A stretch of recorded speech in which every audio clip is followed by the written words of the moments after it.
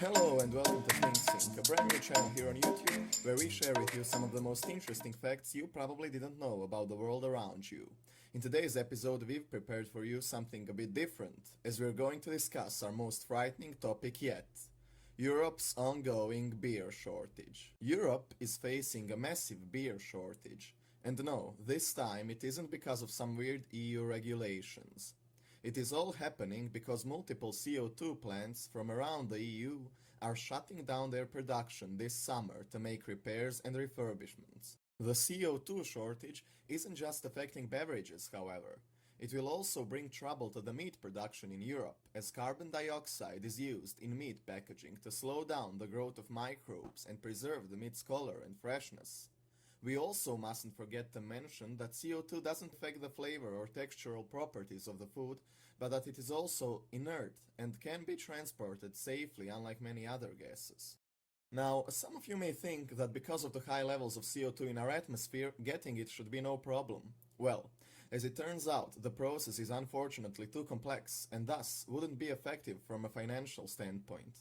Food-grade carbon dioxide is a byproduct of the industrial production of hydrogen by steam reforming and the water-gas shift reaction in ammonia production. It can also be obtained as a byproduct of fermentation, but generally we tend to depend on CO2 from industrial processes.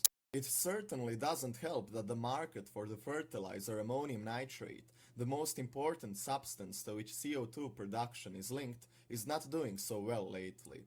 Although this shortage of CO2 is Europe-wide, Britain is feeling the most of it, as their manufacturers have suffered additional mechanical problems. It is still unknown by how much, but there could be some changes in meat price, and one can almost certainly say that small breweries and farmers will be most vulnerable to these changes on the market. Coca-Cola in Britain is temporarily pausing some of its drinks production lines for short periods, while some supermarkets even went as far as limiting the amount of carbonated drinks people could buy online.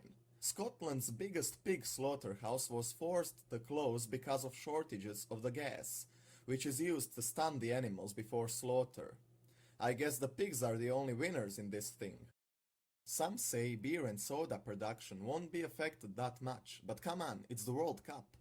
Even more frightening is that some are saying Europe's carbon dioxide shortage could last well beyond the tournament itself. Now that's a real tragedy. That would be all for today, dear viewers. Thank you very much for watching, and don't forget to hit that like and subscribe button if you like what you saw and want to be notified as soon as our next episode comes out. Have a nice day and see you next time.